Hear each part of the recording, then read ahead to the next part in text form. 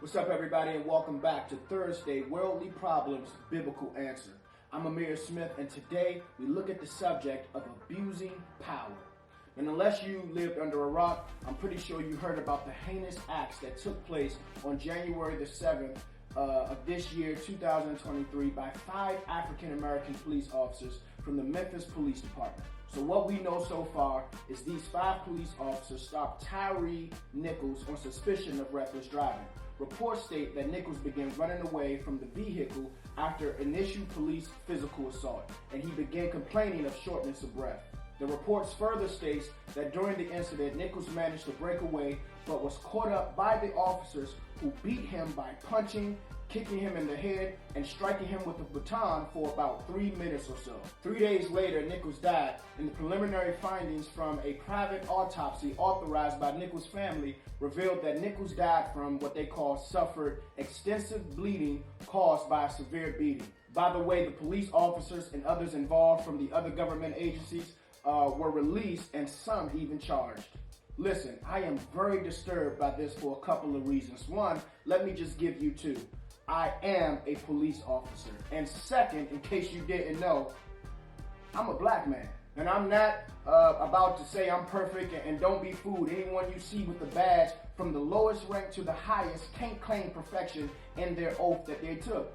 But we cannot use the imperfection as humans to abuse our power as law enforcement officers. And that's no doubt what we have here, the abuse of power.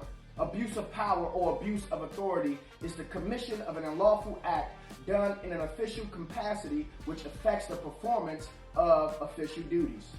I remember when this incident first took place, I was listening to multiple radio stations that had other police officers from different agencies, retired and active, give their point of view on this story. It was a little shocking to me, though, that through all the answers that I heard, which were valid points, I did not hear a biblical perspective. And I was like, hold up, man, where are the Christian cops at representing Christ? I mean, we put the cross on our neck as jewelry. We display the cross and cite St. Michael's tattoos. We put Bibles in our cruisers. And even some of us pray before hitting the streets. But some of us won't speak Christ when the time calls for it.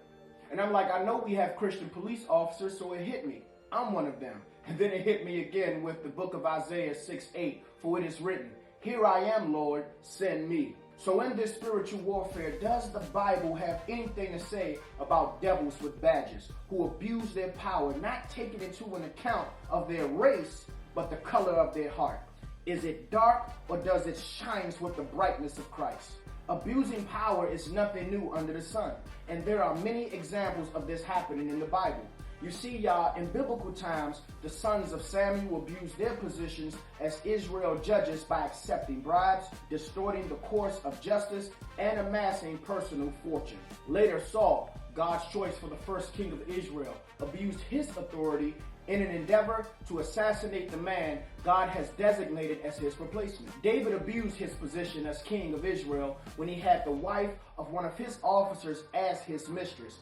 Then David plotted to kill Bathsheba's husband. You see, both in biblical times and the present, we see that the abuse of authority entails a negative and destructive leadership style that uses organizational power for one's own benefit at the detriment of others. Such abuse of power thrives in a society where individuals fear one another. Power loss is a fear that leaders have. The risk of challenging individuals in authority are well known to subordinates. To draw attention away from what is actually going on, loyalty is highlighted. Deep below the surface of what seems acceptable to discuss or inquire about is mutual intimidation. Now, there are a lot of causes for such behaviors. How you was raised has a lot to do with it. Your home, your environment. Also, we cannot ignore personal accountability. Like, what do you want for yourself? You see, y'all, you can put me in a room with my worst enemy. You can put the table in there along with the gun, but if I pick up that gun and shoot them, that's on me. That's my choice. It's nobody else's who assisted with other contributing factors. Are we sheepdogs or not? Do we protect and serve or not? Are we peacemakers or not? Are we the thin blue line or not? Listen, let me end with giving comfort to those that are victims of abuse of power and warning to those who have power and abuse it. To my victims first, I comfort and encourage you with John 16:33, for it is written, I have told you these things, so that in me you may have peace. In this world you will have trouble, but take heart, I have overcome the world. Listen, y'all, Christians should anticipate ongoing conflict with the world that rejects Christ, his gospel, and his followers because it is out of sync. At the same time, my friends, we are in sync with Christ. We can anticipate that our relationship with him will bring about peace and comfort. You see, after Jesus was taken into custody, the disciples dispersed, as it said in Mark 14:50. You see, Jesus acknowledged their confession of faith despite being aware of their frailty.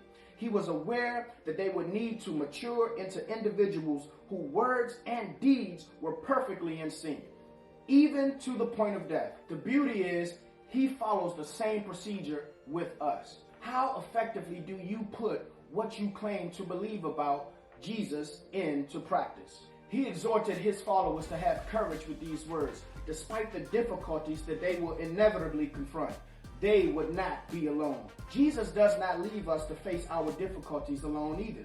The peace of Christ, which passes all understanding, from the world who is not in the spirit, can be claimed even in the most trying circumstances if we keep in mind that the ultimate victory has already been achieved. Now to the devils with badges. Heed these words of Psalms 34:16. For it is written, the face of the Lord is against evildoers, to cut off the memory of them from the earth. I think it's pretty clear. Repent from your wicked ways, or be to God as though you never existed. Protect and serve, not punish and enslave.